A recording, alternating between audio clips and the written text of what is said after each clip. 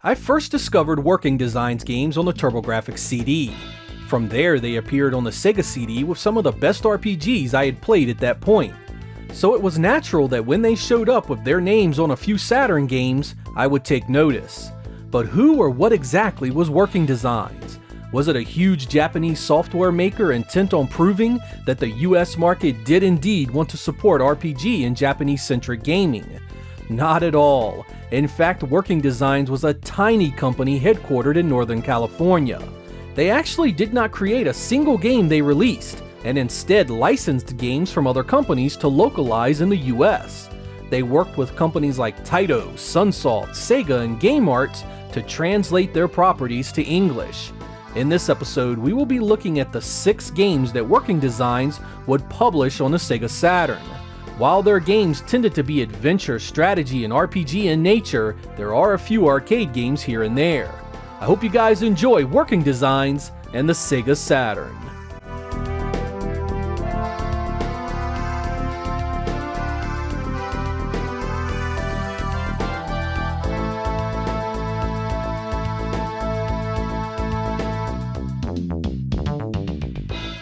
Working Designs' first game on the Saturn came in May of 1996 with Iron Storm.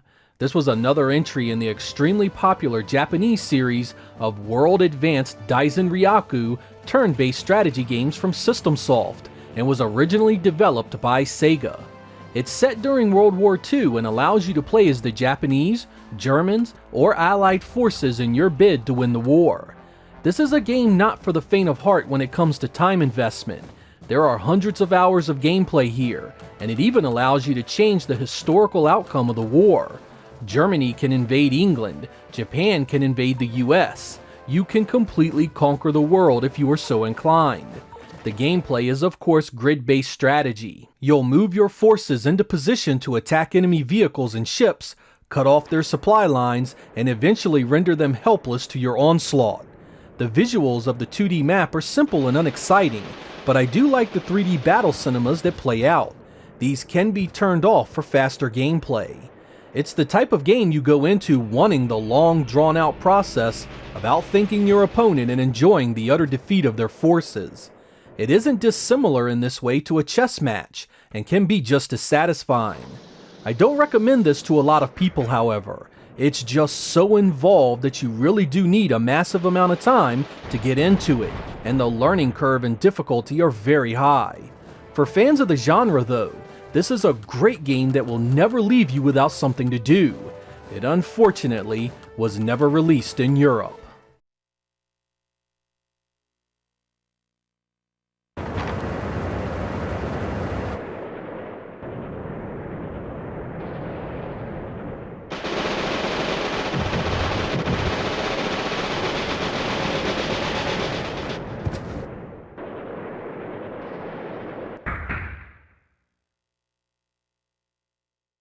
Working Designs would tackle a much different kind of game for their next project.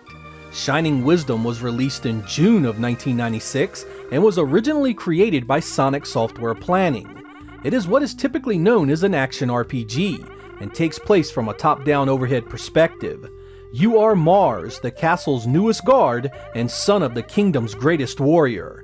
As expected, you are immediately thrust into a situation that only you can deal with. The visual presentation here is fairly weak. Nothing looks bad, it's just not what you want from a Saturn 2D game. There are some nice transparency effects strewn all over, and the animation is fairly nice. The real strength of this one lies in its quests and fantastic soundtrack. You meet lovable characters, irritating enemies, and it's all set to music that truly does the adventure proud. The real-time combat encourages exploration so you can gain new items, and once you get going, the story actually unfolds rather well. It lacks the overall appeal of similar games on the platform like Legend of Oasis, but that doesn't mean it has nothing to offer. It's a great entry-level RPG for younger gamers, so if you need something to play together with your family, this is an excellent choice.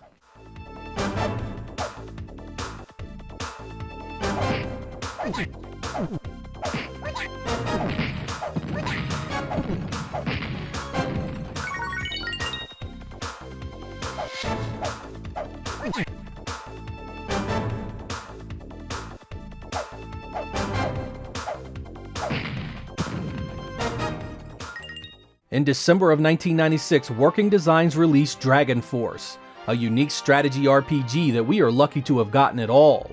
It began development by J-Team, a tiny developer comprised of former Wolf Team members.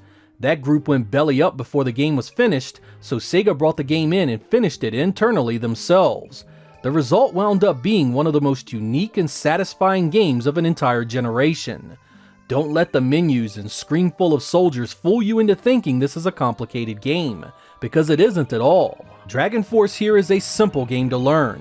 You have a map that is full of castles that must be assaulted and its generals defeated. Each general has his or her own armies, and you'll issue commands during battle. These commands consist of pushing forward, holding your ground, retreating, and various formations to better deal with the different troop types. You also have magical abilities to help you deal with each battle, everything from simple sonic boom style attacks to screen clearing explosions. Dragonforce is one of the prime examples of the Saturn's 2D capability. In later battles, there are 200 soldiers doing battle all at once, multiple background layers in play, special effects like transparencies, and sometimes enemies that are multiple screens in length, yet the game shows no sign of slowdown or hiccups. A game like this also benefits from a powerful soundtrack, and Dragonforce doesn't disappoint there either. Every tune is suitably epic, and is easily some of the finest on the platform. When it all comes together, Dragonforce isn't just one of the Saturn's best, but one of the best of that entire generation of games, no matter the platform.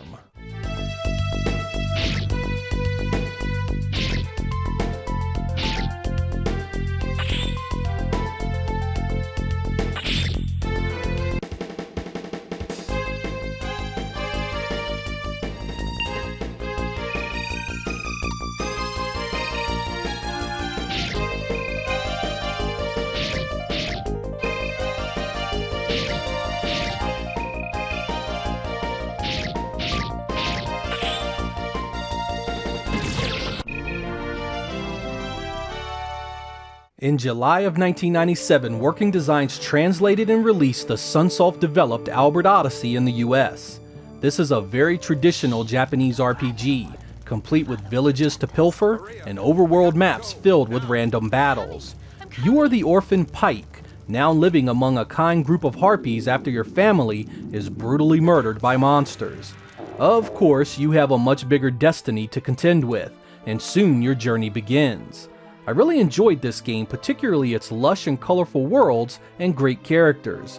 There are lots of nice transparency effects all over the place, and the music is pretty good too.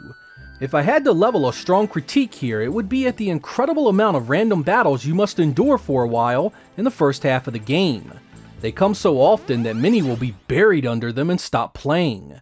Try and be vigilant, however, because this is actually a rather short game and you gain levels and party members pretty quickly.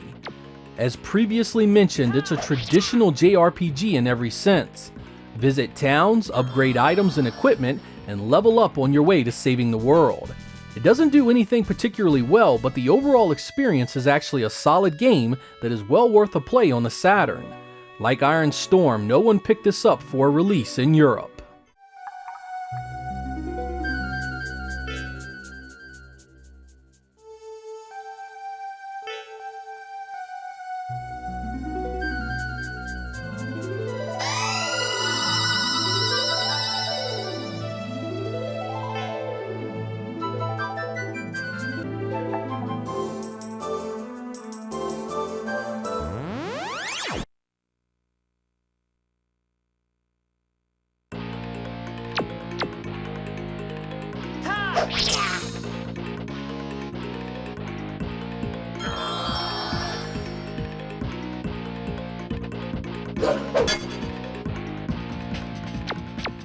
In November of 1997, Working Designs created a new label for their games called Spaz, which was meant to cover arcade-style games, and Sega Ages Volume 1 here was its very first release. This is comprised of 3 Sega Ages games that were released separately in Japan. There is Outrun, Afterburner 2, and Space Harrier, 3 works from famed Sega software producer Yu Suzuki. I'm sure most of you have had your fill of playing these games in one form or another, so I'll just tell you that the Saturn ports here are actually really solid. They run smoothly, play great, and sound as they should. Going by the Volume 1 in its title, I assume Working Designs had meant to make this a series and release other Japanese Sega Ages games together. A shrinking and incredibly volatile Saturn market would make sure none of that happened, but at the very least we got this release. It contains 3 classic games that really did their source material proud. Ready?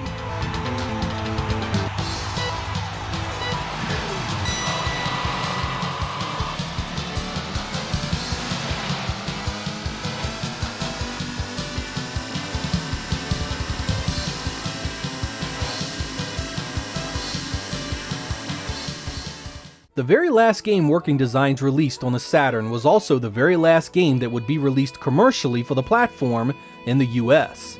Finally released in December of 1998, Magic Knight Rayearth had a long and storied localization journey. Originally developed internally by Sega themselves, Working Designs had meant for it to be released in the US in 1996, but the project was much more complicated than they had counted on, and then some of the source code was lost, resulting in 2 more years of delays. Fortunately, the end result is an action-adventure title very much worth playing. It plays from a top-down perspective and resembles a Zelda title in many ways. The fragile world of Sephiroth is under siege, and Princess Emerald calls forth 3 young knights to defend it.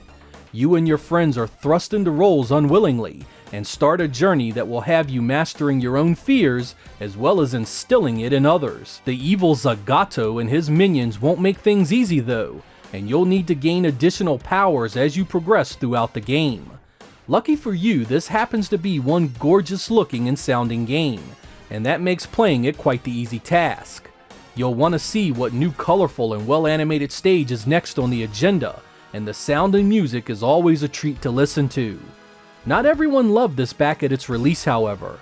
I recall a few publications absolutely eviscerating it upon review.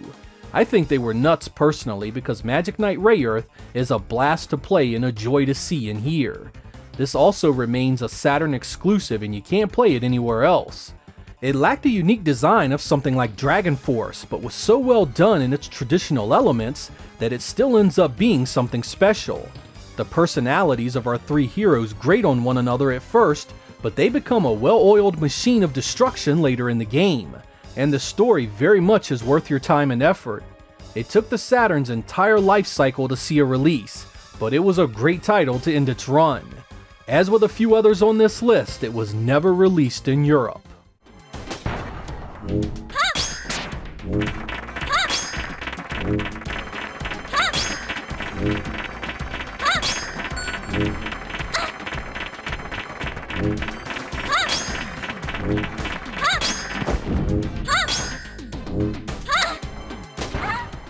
The efforts by Working Designs on the Saturn are some of the system's most sought after and expensive releases.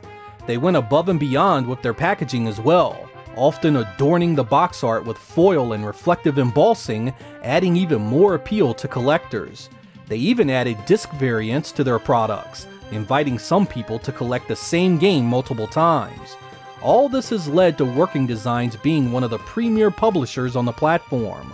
Of course, with great notoriety comes great critique, and there are those that are not as impressed with Working Designs' efforts. This was often born from the fact that their Japanese to English translations were highly altered and filled with sophomoric humor that tended to go unappreciated by some. I myself am quite sympathetic to the idea that translations should remain as close to the source material as possible, but I simply cannot hate on Working Designs in any way, shape, or form. They localize games that many platforms never would have seen a conversion of. Imagine for a moment a Saturn without any of these games in English. Imagine a Sega CD without Popful Mail, or a Turbo CD without Cosmic Fantasy 2. They were responsible for more than 24 very good games that English-speaking audiences never would have seen otherwise. For that, they have my eternal gratitude and respect. Their efforts on the Saturn are of particular quality, and Dragonforce is my favorite game from that entire generation of consoles. If you haven't played it yet, you are missing one of the best games on the platform. I'm Sega Lord X, thank you guys for watching, and I will catch you next time.